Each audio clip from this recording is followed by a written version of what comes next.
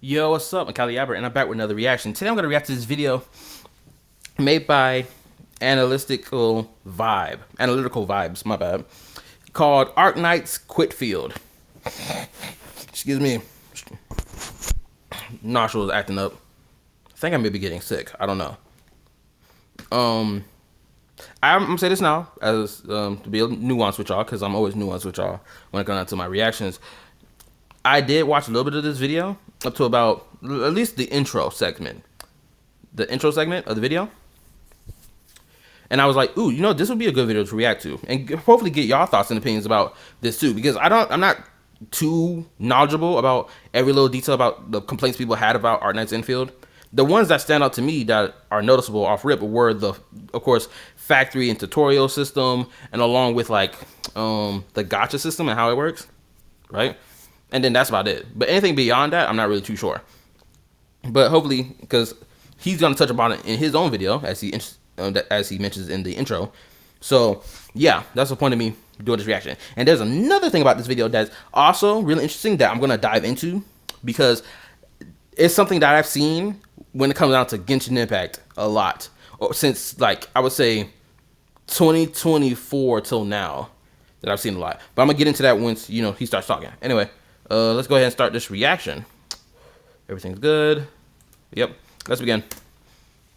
Now that version 1.1 is upon us, the first big version of Arknights Endfield, how many players do you think are left? I'm sure you've seen all of the videos, all of the posts, all of the comments. Everyone keeps saying they quit Arknights Endfield. Why? I mean, obviously everyone has their own reasons, but probably the big ones are the factory system too complicated. Maybe the combat wasn't interesting enough for them. Additionally, I've heard people talk.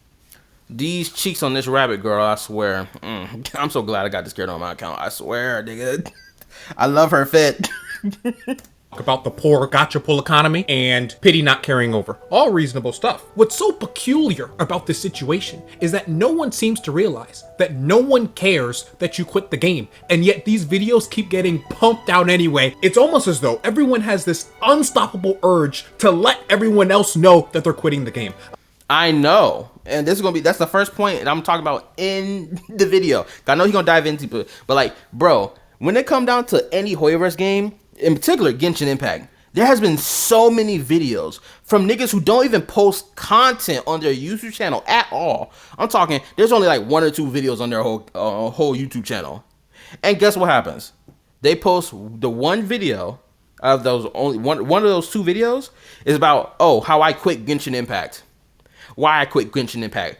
And then go on a whole spiel about it for about 10 minutes. Guess what happens? That video gets probably 30K views. The sub count potentially goes up. Can't really say for sure, right? And then next couple videos after that, immediately, guess what happened? Oh, why Withering Waves is the greatest game ever. I done seen it happen too many times. From niggas who don't make any content on their channel at all, coming out of the blue to say how they quit a Hoyoverse game, start playing Withering Waves, and then start making content and whatever. And it's like, bro, I know the reason why you sat here and made this video. Because honestly, there's no real reason for you to do this outside of, oh, it's going to help you blow up in views or blow up in subscriber count. That's the only reason you will make such a video. Not because you have a genuine statement that you wish to get off your chest, but that just because you want to be in the bandwagon of people being like, oh, I quit Hoyoverse and I'm playing WoW now. And that's fine that you want to do that. That's absolutely fine. Bro, there's content creators who are big content creators who like stop playing Genshin Impact, but you don't ever hear a video of them talk about why they quit it.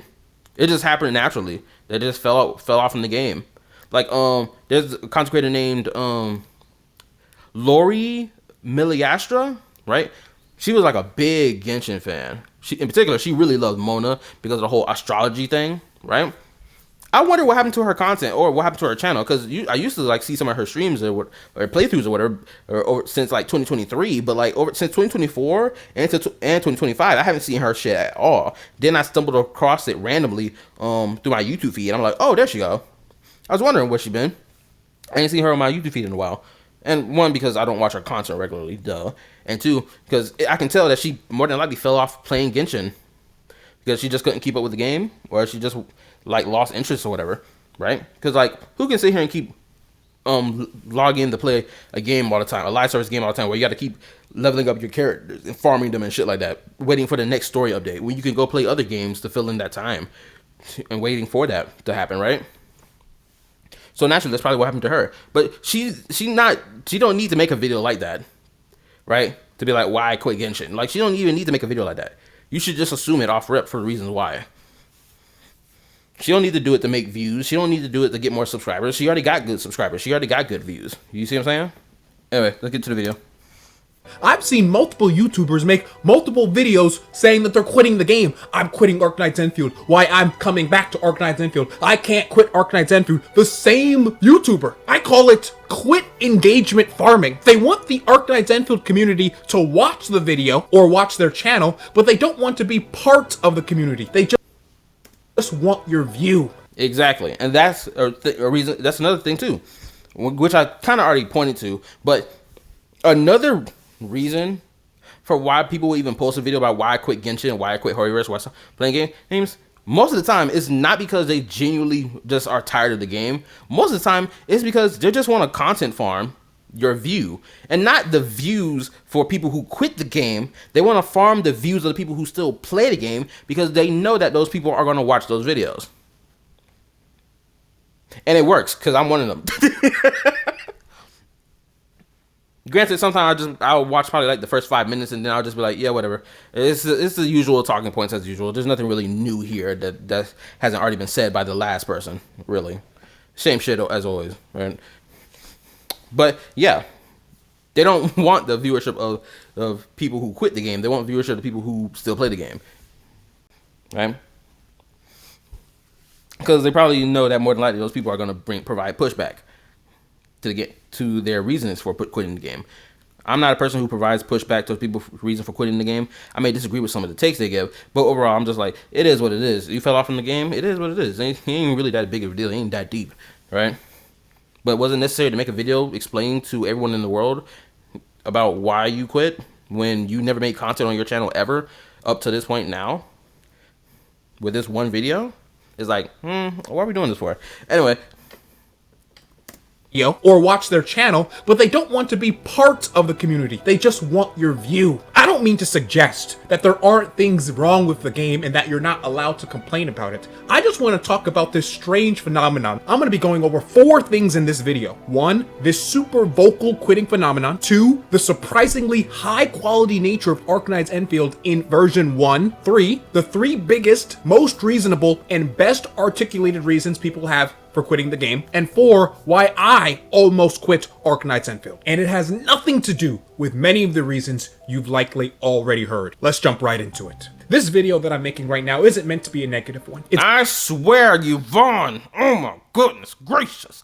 I swear I'm so glad I pulled for this character. This is the only reason I pulled for this character, I promise you.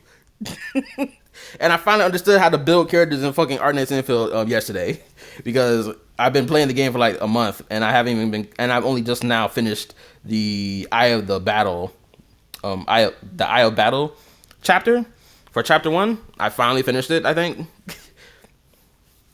So yeah, finally finished that fight.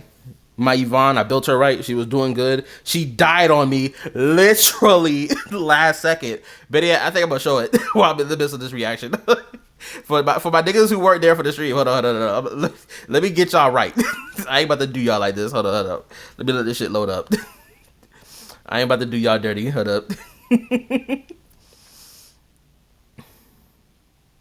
here we go.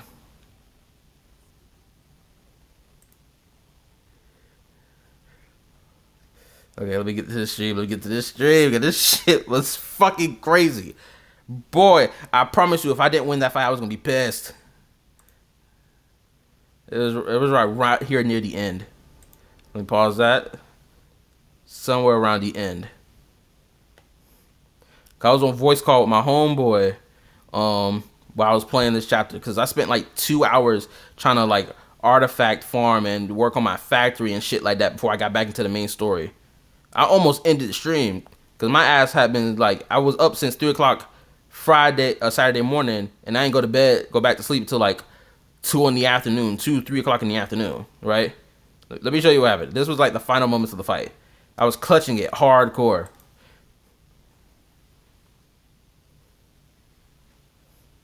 Let me get this shit right. Let me get it right. Let me get it right. This is gonna be a little bit of a lengthy reaction. I had no intention to make it lengthy, but it's gonna be lengthy. All right, let me show y'all. Let me show y'all.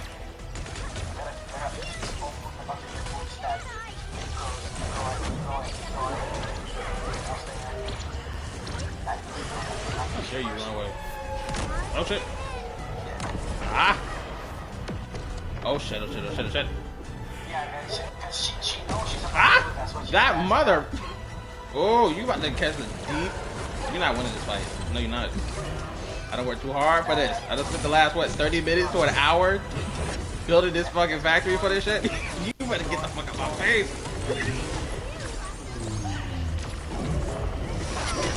Shit. Oh, gotta get away, gotta get away.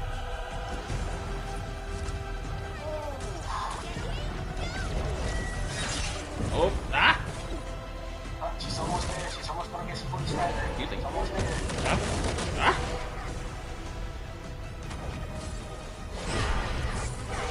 This bitch keeps jumping to the damn air. Ah, crap, my girl is cooked. She's so close. Oh,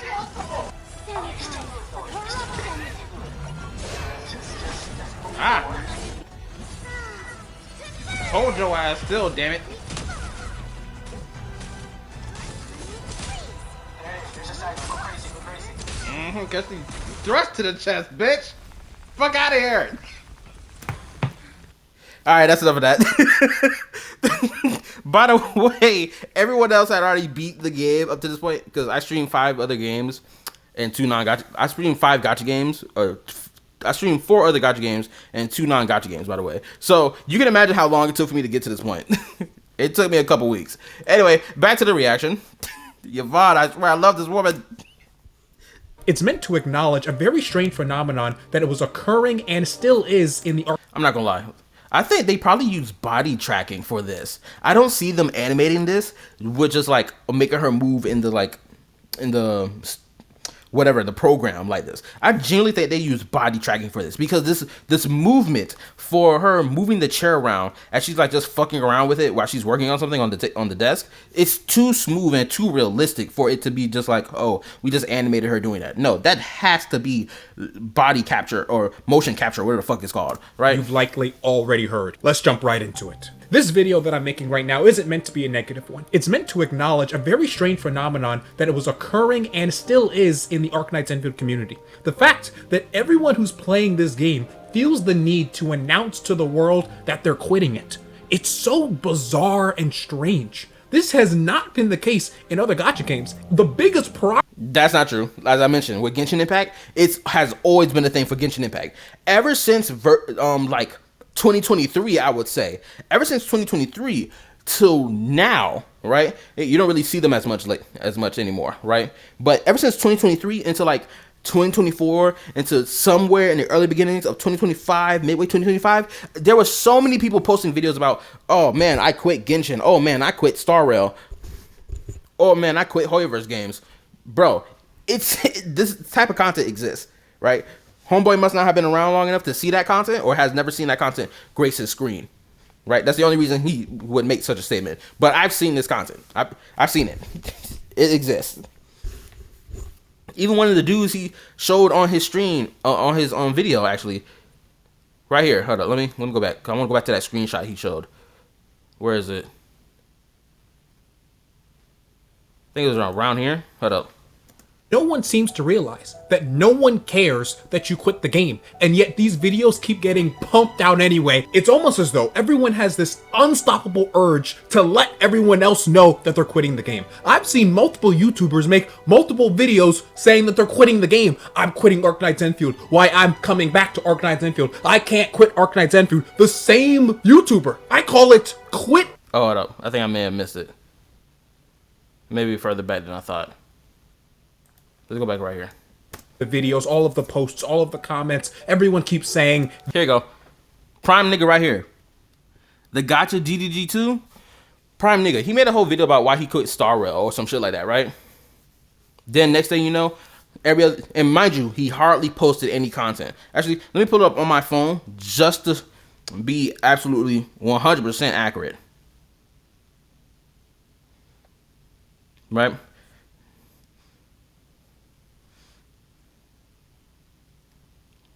Right? 'Cause I want to be accurate with the timeline of his content. Wait, did he post a new video? What's that? Bro, why does nigga don't have a homepage? Anyway, let me scroll all the way back down to... Okay. His first video... Oh, actually, no. Okay. Here it is. He doesn't mention Star Rail, but he talks about Star Rail in passing like he played it. But I didn't see a video about him quitting Star Rail, so I'm going to assume he never played it. But within the first 1, 2, 3, 4, 5, within the first 5 videos, 3 videos, or in particular, 3 videos are related to Hoyoverse. 2 of those 3 are about Genshin Impact.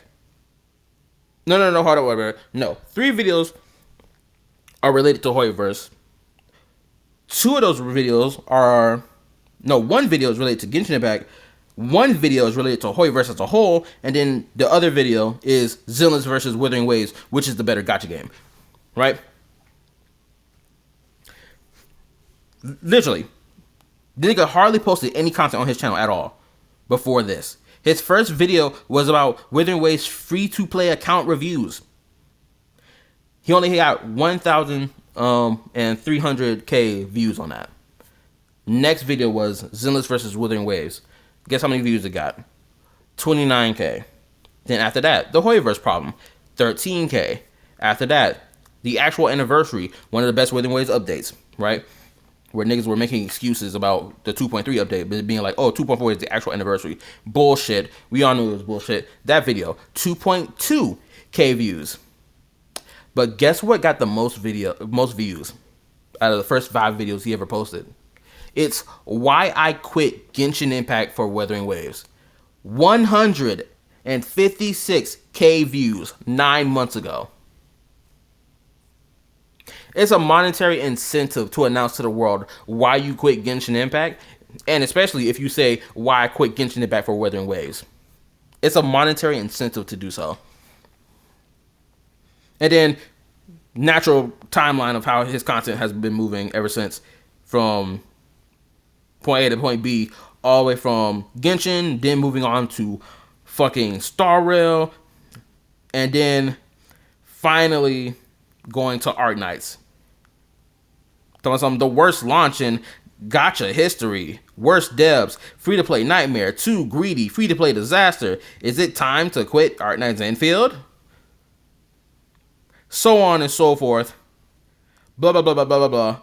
Arknights Endfield is in trouble, and which was 4 days ago, claiming it never improves.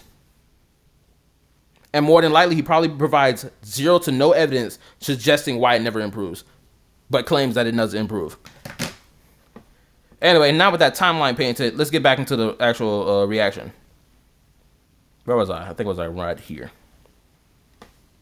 In the case in other gacha games, the biggest problem in gacha games is when people don't tell you why they're quitting, right? All of a sudden, you're just playing the game as a developer and you just see your player counts fall off a cliff and you're stuck wondering, why are people leaving? That's how it is. It's always a silent exodus. Someone's dissatisfied with something and they'll never tell you what the problem is. And yet here, Endfield players who are quitting can't shut up. They must let everyone know that they are not playing this game. You might be tempted to say that it's only content creators who are announcing their leave. This is not true. I see regular people on X or Twitter regularly posting or in comment sections how they're quitting the game. This does not happen in other gacha games. In Wuthering Waves, hundreds of thousands of people leave and you'll never hear about it. In version 2.4 in Wuthering Waves, hundreds of thousands of mobile players left because of optimization issues, and no one talked about it. You want to know why nobody talked about it? It's because Withering Waves community don't want you to know about it. That's why. Because they have to keep propping their game up as the greatest gacha game to ever grace God's green earth and the gacha space as a whole,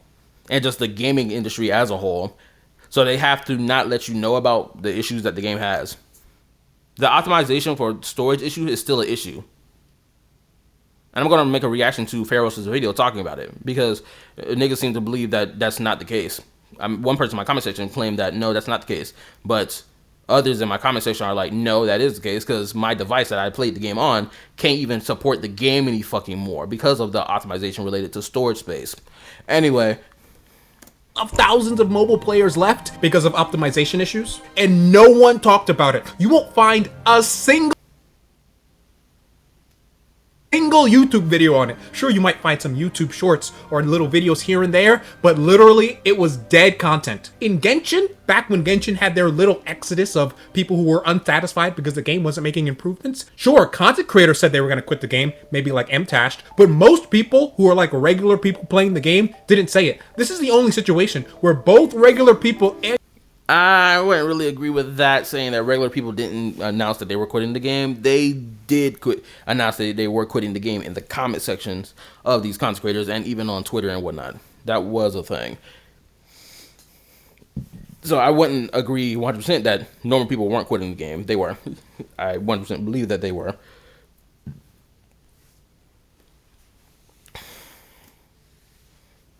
like regular people playing the game didn't say it. This is the only situation where both regular people and granted, if we're talking about regular people saying that they're quitting the quitting the game and without announcing it, then yes, of course, those regular people did it. But the niggas who are, you know, what you call them?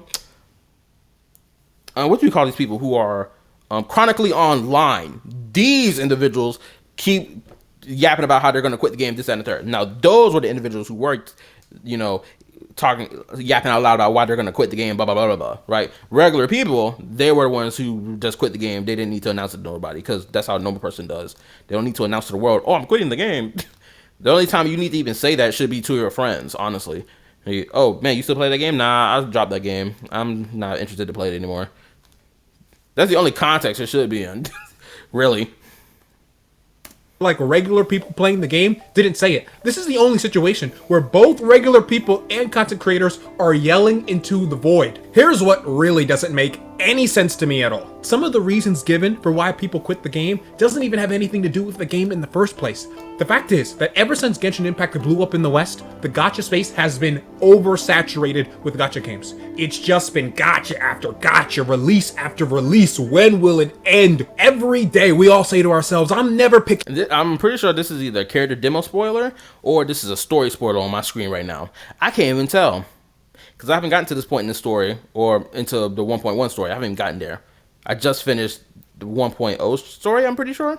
So it's like, I can't really judge on the screen right now. So hopefully my brain gets brain wiped and plus I don't even understand the context behind the scene on my screen. So honestly, I don't really care too much anyway. Picking up another gacha game, and then you just see a nice. Let me rewind. Every day we all say to ourselves, I'm never picking up another gacha game, and then you just see a nice pair of Twin Peaks, and it shuts your brain off. That shit is so true. I'm playing 5 fucking gacha games for crying out loud. I sold myself Arknights Endfield was not going to be a gacha game I play for long term. I promise you. No, actually, let me rewind. I said that shit about Withering Waves. I said Withering Waves was going to be a game I play for 4 months just to get a feel of the game and give my opinion of the game as I'm playing it. And then I'm going to stop playing it. It's been a whole fucking year, my nigga. Going on 2 now. I started playing Withering Waves back in January. It's already been a full year since then. I'm going on 2 years of playing this game when I should have dropped it already. Dead ass. I'm dead serious when I say this. But I kept playing the game. And it's not even because of the titty aspect. It's not even because of, you know, big titties and big ass. Or slender chicks. So like that's not even the reason why I even continue playing the game. The reason I continue playing the game is mainly because the conversation related to Withering Waves. I need to be informed playing the game and its story to even engage in the conversation in good faith. Right? That's the only main reason I'm still playing this fucking game. Dead ass. Am I still enjoying it? Yeah, I'm still enjoying it. But like my main reason for playing it still exists. Game and then you just see a nice pair of. And I'm gonna be honest, it's a good thing I continue playing this game up to now because then my commentary on certain videos, like the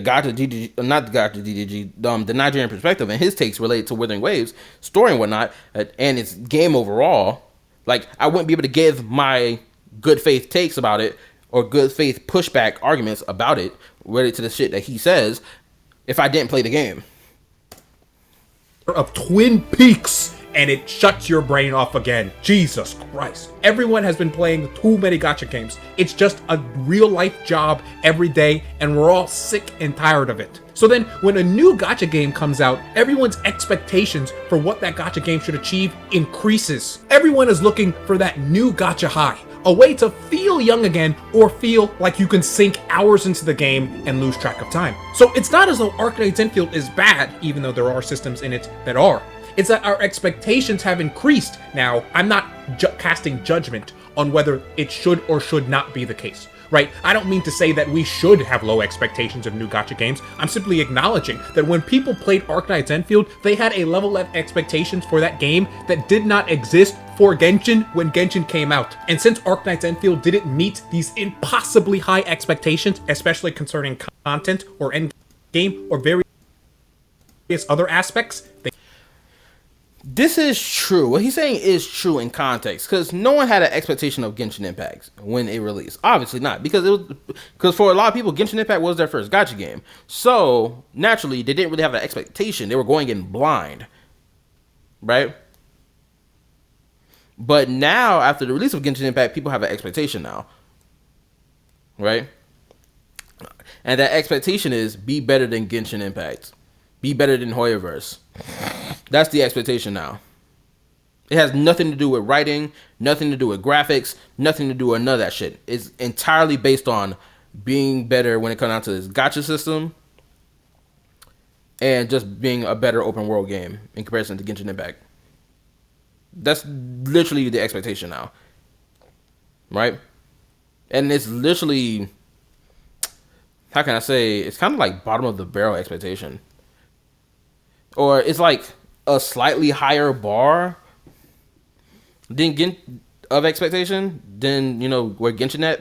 It's not like, oh my goodness, it's all the way in the sky, but it's just like right above Genshin Impact in terms of like a bar of standard of, expectation, right? It's just like right above it, just ever so slightly. At least that's how I view it. So it's like, I mean, cool that they do that, but then that's just it. It just shifted the bar slightly up. That's all it did. It didn't really like expand all the way to the fucking hemisphere till we reach the fucking stars. Oh my goodness, is that the sun? Finon, is that you? Like, the bar ain't going that fucking high. If anything, it's like bare minimum high. Basically is what I'm saying. Anyway.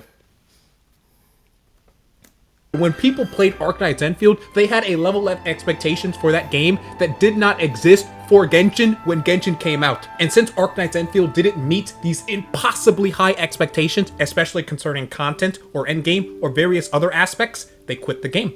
I mean, I don't know who had an expectation about in-game, because I didn't have an expectation about in-game. And in terms of content to do, at least right now, at least for me, there's a whole bunch of shit for me to do. But again, people having such high expectations, thinking there was like going to be so much grand shit off rip. Well, actually, there's a whole bunch of grand shit off rip, honestly. But like, I don't know what people's expectation of content was, especially knowing it's only the first month of the game. I think we need to wait longer before we just be like, oh man, where the content at? Because the majority of the content right now seemingly is the factory system.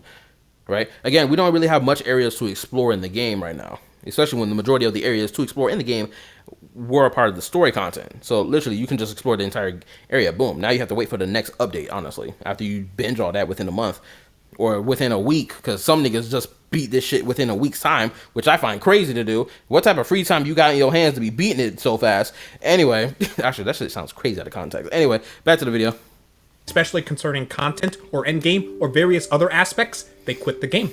I mean, they're allowed to do whatever they want with their time, but those expectations ruined the experience for them. And instead of silently leaving with grace, everyone must know their discontent. Now, as I mentioned before, I don't mean to suggest that you're not allowed to complain about the game. After all, people who complain the most actually want the game to improve. I'm simply noting that there's a lot more quit engagement farming in this gacha space than usual.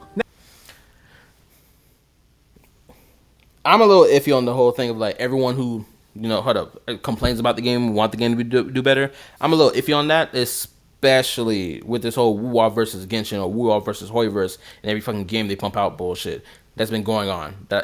That's for the last 2 years, deadass. So I'm iffy on this whole claim of, look, everyone who complains wanted to be better. No. Niggas who complain actually don't care for it to be better. They just want to complain just for the sake of complaining, just so they can prop up their game and be like, oh, our game better. Blah, blah, blah, blah, blah. They don't actually care for Genshin Impact to be better. Even when Genshin Impact has made actually good improvements and quality of life updates that should be talked about, but no one wants to talk about those because they have to keep up the narrative of Genshin never improves, despite the fact that they blatantly improve. It's so much so, you got niggas out here claiming that version 1 of Genshin is a better version of Genshin versus version where we are now in Genshin in version 6, when half the shit that you do in version 6, mind you, that's a collective of everything we've experienced from version 1.1 all the way to version 6.4, where we at right now, is a completely different game than how it was back in version 1. And the shit that you can do, which you cannot do in version 1 if Genshin Impact were to revert backwards in time back to version 1. Shoot, if Genshin Impact reverts back in time to version 1, most of the regions that we go to play in the story content wouldn't even fucking exist. Dead ass. We'll be trapped in this one boxed area. But niggas out here believe that version 1 of Genshin was better than where we are now, which is fucking stupid as shit. And these are the people who claim that they want Genshin to be better. Who claim that, oh, we're just criticizing so that the game can be better. No, the fuck you ain't. You're bitching so that the game so you can keep telling people that the game isn't good and hasn't improved at all when it has, just so you can prop up your game, which is Wuthering Waves. We know what the deal is. We ain't nobody fucking here stupid. Now, are there people out there who genuinely do want the game to improve? Yes, of course. And I'm one of them. I know someone's gonna be like, how is that? You don't make a video criticizing Genshin Impact. I did, by the way, which is my take about Natlan and my criticism of Natlan's Archon Quest. And region design as a whole. I went meticulous in every segment related to Natlan as a region for why it is I believe people didn't like Natlan and give it my own criticisms of it. So before someone tells me something, oh, you don't criticize Genshin, yes the fuck I do. I do multiple times all the time. If you ask me something about Genshin Impact that you think is lackluster or whatever, I may agree or disagree. More than likely I'll probably agree with you. Other times I probably won't. Right? Because I'm nuanced like that. I think you can have duality, damn it. But, niggas who come see my content for the first time think, oh, I'm just a Hoyoshil who just gasses up everything Hoyoverse does. When no, the fuck I don't. Some of my initial impressions about a lot of shit Hoyoverse does, or Genshin Impact does, y'all don't even know about it because I don't do reactions to certain shit. And most of that I just keep to myself. And then I'll expel my opinion about it in the midst of a reaction or of a live stream when I, streaming the game. For Genshin, when Genshin came out, and since Arknights Endfield didn't meet these impossibly high expectations, especially concerning content or endgame or various other aspects, they quit the game. I mean, they're allowed to do whatever they want with their time, but those expectations ruined the experience for them. And instead of silently leaving with grace, everyone must know their discontent. Now, as I mentioned before, I don't mean to suggest that you're not allowed to complain about the game. After all, people who complain the most actually want the game to improve. I'm simply noting that there's a lot more quit engagement farming in this gacha space than usual. Now, let's talk about the 3 biggest reasons people quit the game. Now, there are plenty of reasons to not like the game or to decide to leave. One exceptionally good reason is the factory system. If you do not enjoy playing a core aspect of the game, you're not going to enjoy playing the game too. In the beginning, you are bombarded by tutorials and it's just super overwhelming. It uses a lot of brain power. All of us at some point have thought to ourselves, Jesus Christ, I don't want to log onto this game today. What's surprising? Yeah, and there's a lot of new terminology that you have to understand and grasp as well, right?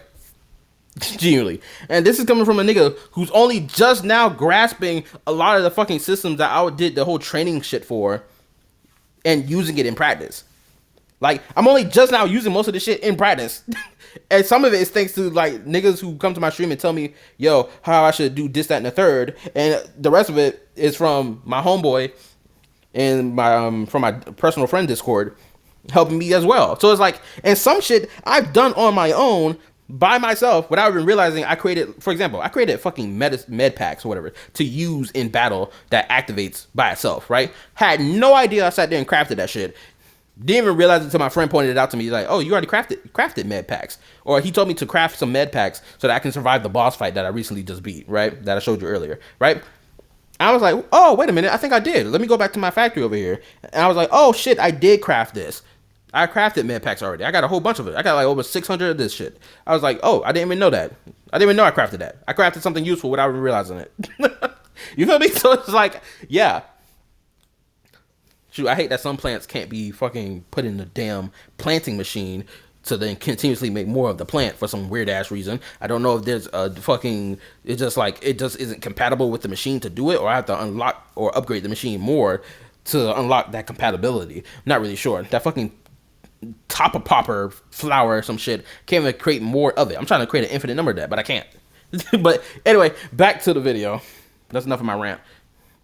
Factory system, again, it is difficult to understand off rip, which is why honestly it's a necessity that you have friends or engage with people who do understand that factory system the best to then help you navigate it, because the moment they help you with it, you immediately and very easily understand the factory system to the point that you do it by yourself, and then you just like, oh shit, this shit is easy as fuck to understand. I understand it now. Oh, that meme. Oh, I understand it now. And it just got get to work. It's really like that. Right? But if you ain't got a friend in your corner to help you with that, you just drop the game just because of it. Brain power, all of us at some point have thought to ourselves, Jesus Christ, I don't want to log onto this game today. What surprised me the most is that you eventually reach a point that once you set up your factory, you never have to touch it again. After I set up my factories, I don't even touch them because I don't need to. And until you get to that point, it can be exhausting. Another reason you can leave is the gacha economy. Now that the numbers for 1.1 have come out, we can see that Arknights Endfield isn't giving players a lot of pulls, which normally wouldn't be a problem if the character guarantee carried over. And if the weapon banner wasn't tied to pulling in the first. All these damn camera shots aiming at these characters' chests. Like, come on. You know what? I respect it. Let's get back into it. You can see that Arknights Endfield isn't giving players a lot of pulls, which normally wouldn't be a problem if the character guarantee carried over. And if the weapon banner wasn't tied to pulling in the first place. I recently got Tong Tong, and I got her early. And because I got her early, I didn't have enough arsenal tickets. Oh my goodness, this body pose is wild. To get her weapon. That's just how the gacha system is. It's not great. If either they had a better... Oh my goodness gracious. I need to get to this area of the story now. I don't even care what's being talked about right now. I'm only care about the cheeks on the screen. Anyway. Yeah, they knew what they were doing when they made this character. Shoot, I'm almost tempted to pull for her, but I'm saving my pulls for Roshia. Got Tong Tong, and I got her early. And because I got her early, I didn't have enough arsenal tickets to get her weapon. That's just how the gacha system is. It's not great. If either they had a better pulling economy, more pulls, more wishes, or character guarantee carried over, it wouldn't be as much of a problem as it is. You can also leave because you don't like the combat. Without SP generators on the team. Like, since he said all that, I still don't understand. How many pulls did we actually get in version 1.0? And hopefully someone in the reaction can also tell me, how many pulls did we get in version 1.1? I need to know, because that's going to help me better understand the complaint about the, the pull economy of how many pulls we get. Someone in the comment section, please explain that to me, please. It wouldn't be as much of a problem as it is. You can also leave because you don't like the combat. Without SP generators on the team, combat can feel slow. There aren't a lot of visual effects on the screen. You're kind of just playing a basic attack simulator if you don't build your team in the right way. These are all perfectly... And I will say this, actually, I think the combat for the game is actually really good. Again, my only complaint with the combat is the using your points, right, to do your skills shit. I want the number of points we have to extend from 3 to at least 5. If 6, let's do 6. I would love the points on here that we can spend to be up to at least number 6, right? Because at least then, if it's up to 6, you're going to have 2 outcomes. One outcome is you constantly use all your points and you got to wait for the whole thing to regenerate back to the whole 6. Or you spend at least 2 skills, it regenerates, 2 skills again, regenerates, right? Because you can't actually keep spamming your skills. You can't do that, right? And I've come to that realization with every boss fight I got into. This boss fight in particular was the boss fight that made me realize, oh shit, I cannot just be throwing out skill points. I just can't be just throwing them bitches out there, right? I can't do that. Because throughout this entire boss fight, I had to time my attacks, which then would stun the boss, which then allowed me to attack it and just keep beating this shit up. Sorry I'm cursing like a sailor, but this is how I am, okay? It's in my vocabulary. Anyway, yeah, so the game rewards you for being patient and not, just spending your points, right? If anything, I feel like this is way better than Star Rail in this regard. because Star Rail actually, I think this. The reason I think it's way better than Star Rail in this regard is because one, it's an open world game, and I have to evade the attack that's coming, or I have to right. It's not like Star Rail where it's turn based, where people just go, you go, I go, you go, I go, you go, I go. Oh, I made you. I skipped over you. Now I can go. Oh, you stopped me from moving. Now you can go. Right? There's no real dodging an attack that's an imminent threat in that game. There's no real sense of dodging it. It's like you either get hit by the attack or you found a way to put a shield up before that was happening, or you healed your team after you got hit and hope they survived it, right? But for this, it's like, no, you need to dodge while at the same time, managing your skill points to attack the enemy at a certain point in time to then do more damage and to stun them and shit like that, right? That's the reason I feel like it's better than Star Rail in this regard. Because I feel like I'm more an imminent threat because of the fact that I spent all my skill points versus Star Rail in this regard. But this is not to say that you can't feel that way in Star Rail. I'm just saying that's just how I feel about it. To me, the combat was fine. The combat is fine. If anything, the combat for Arknights is the combat that people should be wanting Genshin to be more like. Now, I know I've said it a lot about why I don't want Genshin's combat to be like Wuthering Waves, because Genshin's combat is nowhere near close or similar to Wuthering Waves in the slightest to even be the same, or for people to want it to be like it. But for Arknights, it's completely different. And I'm not hypocritical on this. It's actually pretty straightforward for the reason why. It's because Arknights' gameplay is damn near similar to Genshin Impact's. The only difference is the skill point system.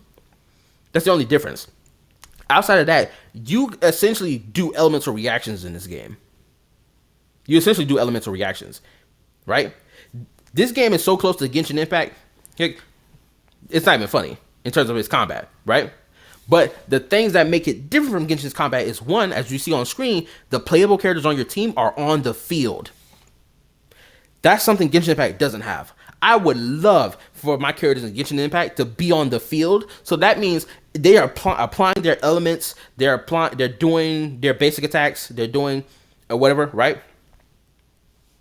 Depending on the character, they either apply the element with their basic attacks, or their basic attack is them applying the element, right?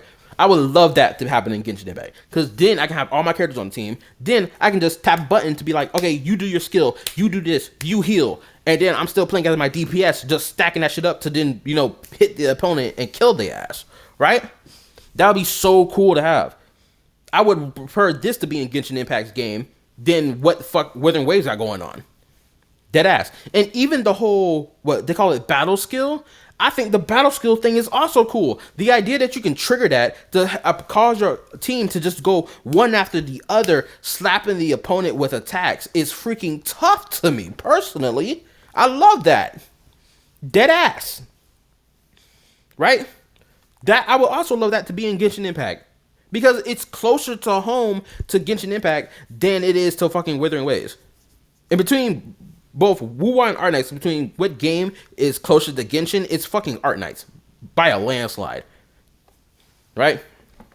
Anyway, that's all I got to say about the combat.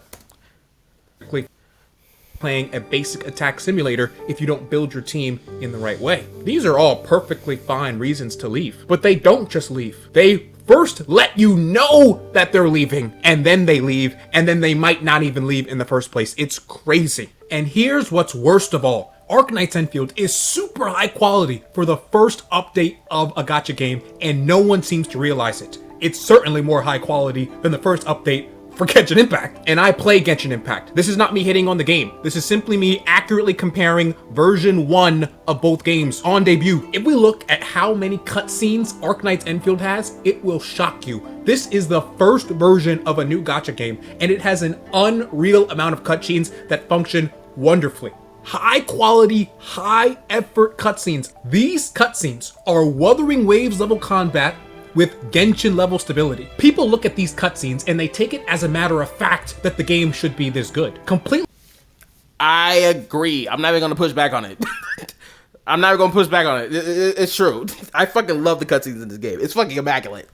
My girl Roshi and her big bro right here, tough scene. I loved it. People look at these cutscenes and they take it as a matter of fact that the game should be this good, completely ignoring the fact that the first game that introduced most people to the gacha gaming space in the first place, Genshin Impact, in version 1, didn't have any of this quality on debut. So now... Okay, it did have quality cutscenes, it just didn't have an abundance of them. I'll say that. Arknights Endfield has to compete with juggernauts in the space on day 1. As a matter of fact, it is trying to achieve an impossible feat. This is the nature of releasing a game in oversaturated genres. I promise you, I was there day 1, September 28th, 2020, playing Genshin. It did not have any of these cutscenes. Only now, applying those expectations to Genshin 5 years later. I mean, years have been going by of people complaining about Genshin not improving, and now we're at a point where in the recent story with of people complaining about Genshin not improving, and now we're at a point September 28th. Hold up. Give me a second. It's on audio. Why the fuck is it on auto? I didn't leave it on auto.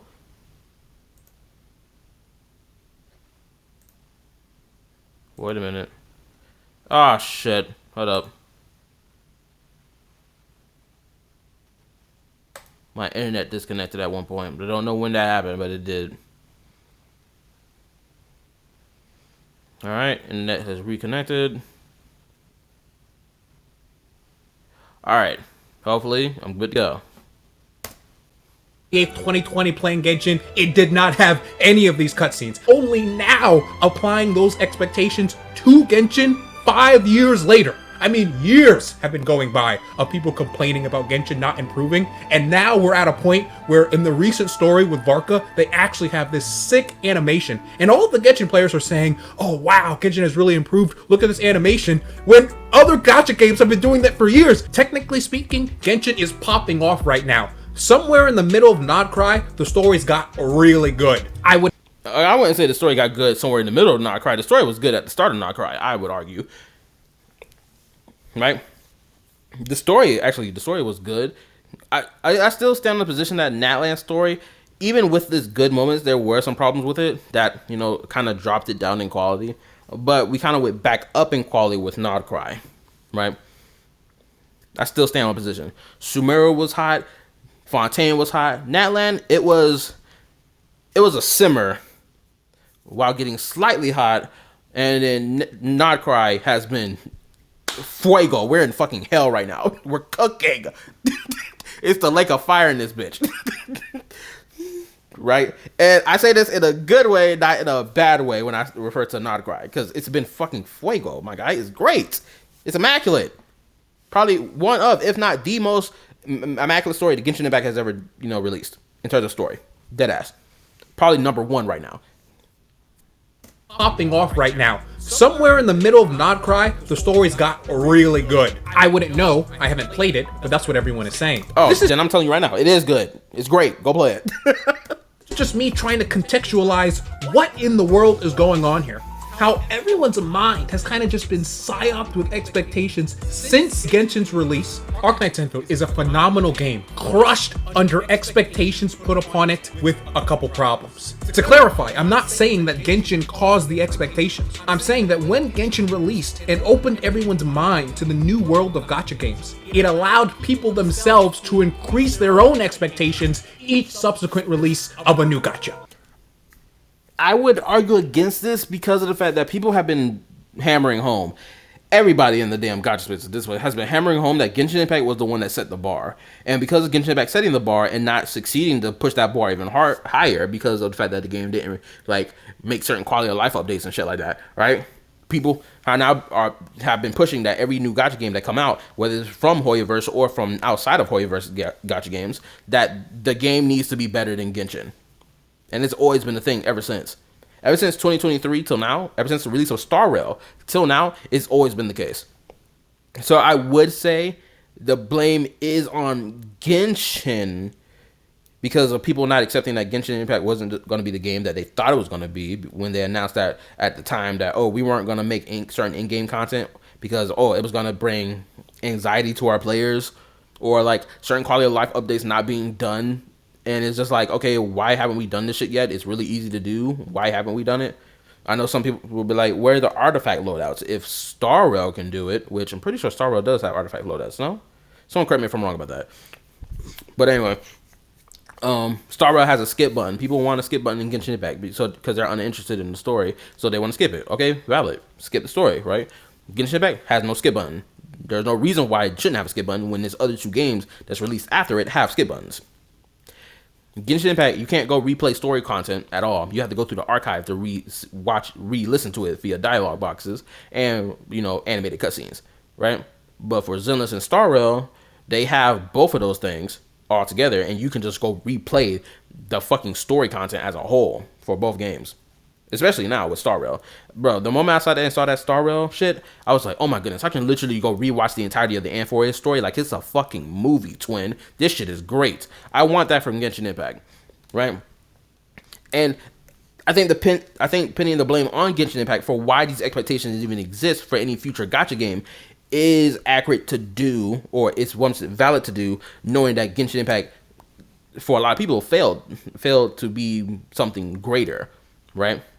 Even though it really didn't have any competition in the gacha space, which is why you have people being like, now that there's competition in the gacha space, is going to force Genshin to be better as a game. Now, has this happened? It's kind of up in the air, yes and no. There's still some quality of life updates that didn't happen, but at the same time, we did have a lot of good quality of life updates as well. So it's kind of up in the air of a yes and no, that it has worked, hasn't worked, right? So I'll say that. Problems. To clarify, I'm not saying that Genshin caused the expectations. I'm saying that when Genshin released and opened everyone's mind to the new world of gacha games, it allowed people themselves to increase their own expectations each subsequent release of a new gacha. Honestly, the only AAA gacha with amazing day 1 version 1 cutscenes was Honkai Star Rail. That was the only one, and Honkai Star Rail was massively successful. Honestly, there's so many cutscenes that I would need to yap for a longer amount of time just to show you all of them. Right now, I'm kind of just stuck on showing Rosie, but Rosie had 2 committed to her, then Zhuang Fengyi had a couple, Mifu, Tang Tang, oh my goodness, I need to make an entire video just dedicated to talking about the cutscenes. This is not even what the video was supposed to be about. This video was supposed to be about why I almost quit the game, and yet here I am going on a tangent about all this expectations and stuff. Okay, let's talk about that. Part 2. I told you before that the reason I wasn't playing the game was because I was using all of my time in order to explore the menus, look at the character models, look at loot design, in order to make YouTube videos for you. But that's actually not the whole truth. The truth is, after the free character selector came out and I chose Last Right, I wanted to use her immediately. I mean, look at her. It's a no-brainer. Last Right, Full Right. I mean, this team is just the Gooner team. Everything about her I love. Her outfit, her design, her animations. And yet, when I tried to use her, I discovered that Last Right was not as fun to play as I originally thought. I mean, I didn't think anything in the first place, but I sure didn't expect her to be as clunky as she is. I, too, had my expectations ruined. I mean, that's what it's all about. In fact, every team in the game feels clunky to play except physical. Not to mention that Last Right's team doesn't even really feel like you're playing the game in the first place. Last Right doesn't really do anything. Her skill buffs herself, Shaihe's skill buffs, Ardelia debuffs, and Fluorite or Perlica don't really do anything. When you're playing the game, it kind of just feels like you're auto-attacking the entire time on that team specifically. Physical team, on the other hand, actually has wide AoE abilities that impact the field visually. And that put me in a major depressive state. I was so sad. I was so disappointed. Everyone always has a character they really want to play or really want to obtain when they start playing a gacha game. For some people, it's the very reason they downloaded the game in the first place. And whenever you're unable to get that character, you are more likely to quit the game. That's why in recent AAA gachas, they've actually been giving out free 6 or 5-star selectors so that you can get that character from the get-go, so hopefully down the line at some point, they pray that you spend money. And then when... I will say this. I think the only feeling I've ever had related to what he's saying is for a character that I actually didn't have an expectation for at all, nor did I even like initially, and only came to like to be like, oh, I like her gameplay, oh, I like her character design. It was, Ari something? It's the bunny girl he showed at the beginning of the video, right?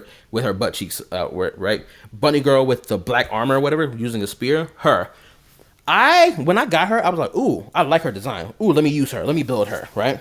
Bro, this is before I even understood how to build fucking characters in this damn game, by the way.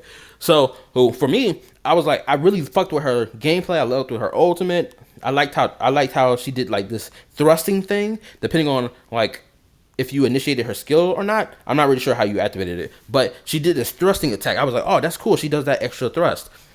That's nice. I like that. It looks cinematic, right? So I started playing her and I started using her, but then I started realizing, wait a minute, I can't use her the way I want to use her because I can't get off her the swapping mechanic thing. I can't get it off. And I realized, oh, I should be playing her as a sub DPS, not as my DPS, right? And so when I came to that realization, I was like, okay, let me swap things around. And then my gameplay for my team, which, my bad, I don't know the names of the characters, right? It was her. There was this dark-skinned girl with the electricity. I don't know her name. Then I had Perlica on that team, and I just put whatever 2 healers I had, whether it be Adrilia, forgive me if I pronounce her name wrong, and by something, I forgot how to pronounce her name. You know what I'm talking about, the one that looked like a nun. Her, right? Pretty sure she's from the same group as Last Right. Pretty sure, right? So the team worked better. I gotta level up and build my team. By the way, I gotta build that team. My ice team is immaculate right now. Fucking Yvonne doing her damn thing, even without her weapon. My whole ice team is cooking right now. My electric team, I gotta work on that. The physical team, I also gotta work on that. Fusion team or burst team, I gotta work on that one too. So I got a whole bunch of other shit to work on. But my ice team is solid. And I have Lash Right on my account, by the way. I just haven't put her on my ice team. I have to put her on a secondary ice team, honestly. But anyway, I just wanted to share that a little bit. But like gotchas, they've actually been giving out free 6 or 5-star selectors so that you can get that character from the get-go. So hopefully down the line at some point, they pray that you spend money. And then when you get that character that got you into playing the game, and they are a disappointment, it crushes your spirit. Last Right feels terrible to play because 90% of the content is not single target, and she is a single target character. I was at a stage in the game very early on where all of the enemies are mobs. AoE enemies here, AoE enemies there. Every protocol space has multiple enemies. And even though she does... Oh yeah, the rain details. I fucking love the rain details in this game. Hold up. My apologies. I clicked off something on my phone in relation to YouTube. But anyway, back to this video. I love the rain details. When I saw the rain details for the first time, I was like, wait a minute. That water on the shoulder pad, it looks wet. It looks like there's actually water on that shit, drizzling on it. I was like, oh my goodness, that's crazy. Because before, I never really cared about details like this. In particular, I stopped really giving a fuck about shit like that when niggas who play WoWa love flaunting and be like, oh, this is so much better than Genshin, rather than just appreciating the details by itself. They always have to bring up Genshin in the conversation, so I just stopped giving a fuck about that shit. But then with Arknights Endfield started doing, I was like, oh man, this actually looks really good. I fucking love it. Right? And you don't see people comparing it to Genshin Impact. You see people starting to try to compare it to Withering Waves, though, a little bit. But not too much, because they know better. But anyway, I was like, oh yeah, this looks really good. Now as I'm looking at the screen right now, her hair looks wet as well. So like, oh my shit. Not just the armor and the outfit is wet, it's just her hair looks wet too. Now I know someone will be like, oh, you praise this, but like, shouldn't Genshin Impact have the same details? No, the Genshin Impact shouldn't have the same details because Genshin Impact isn't going for ultra realistic. Genshin Impact is going for anime style. That's why Genshin Impact looks the way that it does versus Withering Waves and versus Arknights. AoE enemies here, AoE enemies there. Every protocol space has multiple enemies. And even though she does a lot of damage, it didn't feel good to have to play her in spaces where the enemy would die before I get to use any of her abilities. And because the enemy would die before I can inflict cryo stacks, I wouldn't be able to get her combo skill. And without her combo skill, I can't generate energy for her ultimate, because the only way to get Last Right's ultimate is through her combo skill and her battle skill. Those are the only 2 ways. That's how they built her. So in the open world, in all of the content in the game, at least in 90% of the content in the early game, she felt absolutely horrific to content in the game. At least in 90% of the content in the early game. This sword right here, I didn't even know. This sword looks like it belongs to this character. I have this sword on Last Right. She felt absolutely... Also, for niggas who don't know what this screenshot is, you are blessed. For niggas who do, you're cultured, but at the same time, you see some dastardly shit go down in this anime. Some truly dastardly shit. I'm not gonna lie. The MC of this anime is fucking crazy. Now, him getting his get back and his righteous justice, I 100% agree with. Get it back in blood. I don't care what form that takes. But I will say this. This nigga roping in bitches who have nothing to do with his vengeance at all, just so he can have another piece of the pie with him, is fucking crazy. That's the one thing I disagree with about this protagonist. This nigga was being outlandish. And I will say this. There was one action this nigga did do that I was like, why you killed that nigga? You should have kept that nigga around. You want your get back? You want your just desserts? Keep this nigga around. You turned him into a female just to be able to clap this nigga cheeks so you can get your get back like how that man did you dirty before, right? Keep this nigga around. Why kill him? Shoot.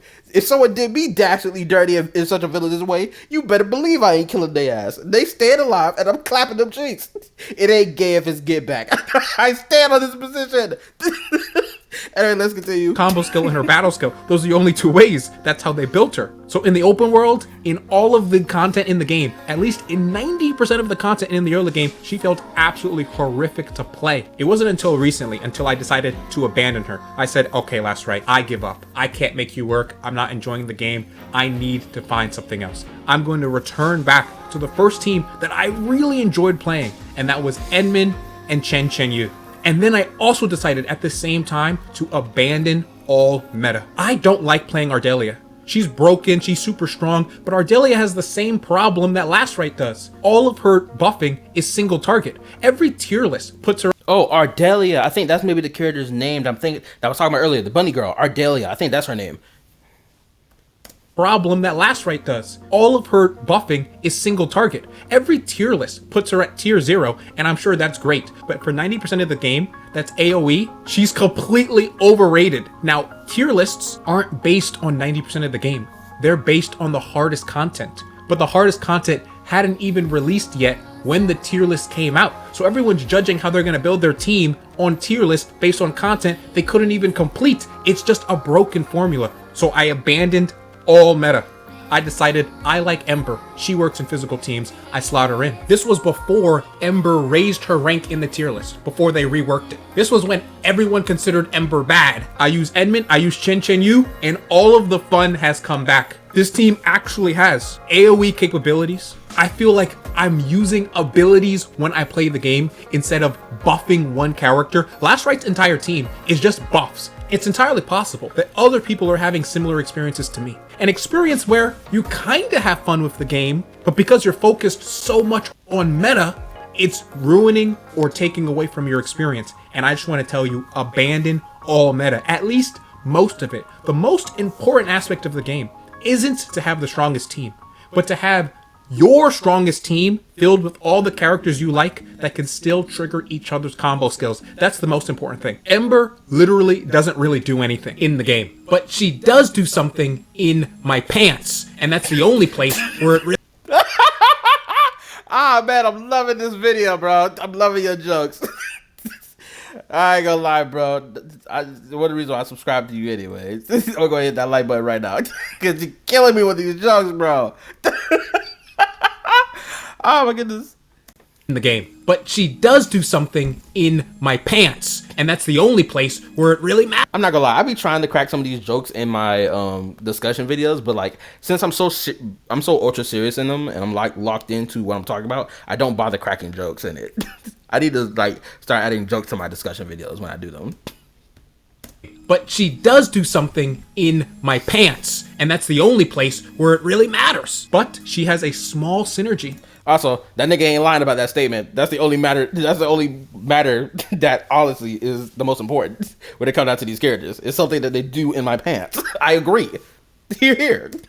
Pants, and that's the only place where it really matters. But she has a small synergy in the physical team, and that's all I need to justify using her everywhere I go. Here's the main takeaway. I don't know where you are in your Endfield journey. Maybe you're at the beginning, in the middle, at the end. Maybe you're on the verge of quitting the game. Maybe you haven't even started the game. The lesson is, don't let meta take away from your enjoyment. Meta is something you should... I'm going to have to forget about all these scenes that's being shown in this video. Seriously, my brain got to be mind wiped. I won't be able to play Arknights Endfield for a while, just to keep my brain fresh from all what I'm seeing in this reaction. Deadass. Only start worrying about after you've already spent 50 hours in the game doing whatever it is that you want. If, for I think I got 65 hours in the game. I think that's for me. I think I got 65. whatever reason, you get to the end of the game and meta suddenly becomes important and you haven't invested in the right places, you're better off quitting the game at that moment than taking away from your enjoyment right now because you decide to invest into meta. Also, the metas change. Every single character on the tier list right now, in 5 months' time, is going to be in a completely different place. So all of the resources, technically, that you're investing into your team right now, if you're focusing on meta, will be completely invalidated and surpassed by another person who gets the new main DPS later down the line. So you're not... I would say this is somewhat true, because there are moments where the meta does bring old characters back into it to be meta again, right? I will say that. There are moments like that that does happen. So I wouldn't say entirely just quit the game because the meta shifted.